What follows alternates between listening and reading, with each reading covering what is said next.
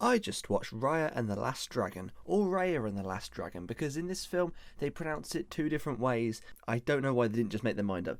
But basically, it's a Disney animation. Basically, the plot is 500 years ago, this evil purple mist is spreading around, turning everyone to stone, and so the dragons of the region make this blue orb MacGuffin that defeats them, but it turns them to stone in the process. But instead of uniting everyone to come together in celebrating the victory, everyone, all these five different regions of the area, fang, heart, tail, spine, and talon, because the big river in the centre of the region looks like a dragon, and that's where they're located on the dragon. They all go to war, and they all want to have the big glowy blue orb. And so 500 years later, the leader of Heart, who's Raya's dad, is trying to reunite all the different regions so they can be friends again. But things don't go to plan. So right at the start, I noticed they've gone back to the old Disney logo after the Lion King remake. They used it. They made this one, which was kind of like it was 2D animation. I thought it was quite nice. It was, I think, because the CGI it's starting to be outdated in the one we've had for years, and I think it's very beautiful. But I think it's only the cloth simulation on the flag which is maybe it could be better, but I think because they were worried it would get outdated, they made that new one for the Lion King, but they've gone back to, I think maybe people didn't like it because they've gone back to the old one. It starts off, and we had that thing which kids movies in general, I know you can't really do as much show don't tell because they don't follow plots, and I don't know if I'm just stupid, but I was finding it quite hard to follow at times. Well, near the start, it was alright later on, but there is a lot of exposition. It starts off with a Lord of the Rings style monologue of the history of everything. Well, it's basically what I just explained to you, but in way more detail, and it was just, it was a bit much for me.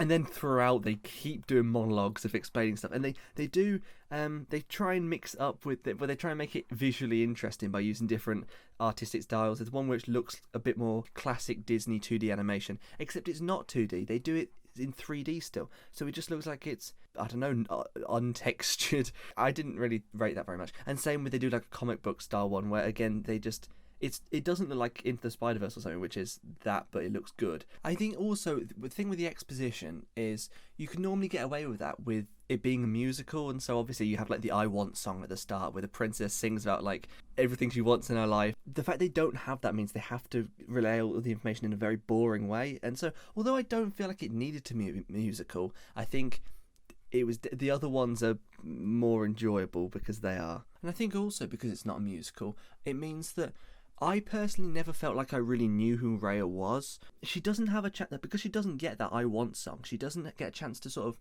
say her soliloquy. Like, we don't ever get a chance to be inside her mind, and they definitely don't show who she is. I felt as if, whereas, right, if you take Elsa or Anna or Moana, they have ambitions, they have goals in life, they have emotions, they have interests that are external to the plot of the film. So we see them before they get wrapped up in the whole whatever happened, like in Frozen, before snow gets unleashed and there's people trying to overtake their kingdom, and in Moana before Maui and the death that's spreading across the area. Like, so we know who they are. Like, we know who they are as people just in a day-to-day life. Whereas with her, I feel like her story is exclusively to do with this plot. So I felt as if I just don't believe that she existed before the events of the film, and I don't believe that she would continue to exist an hour and a half later.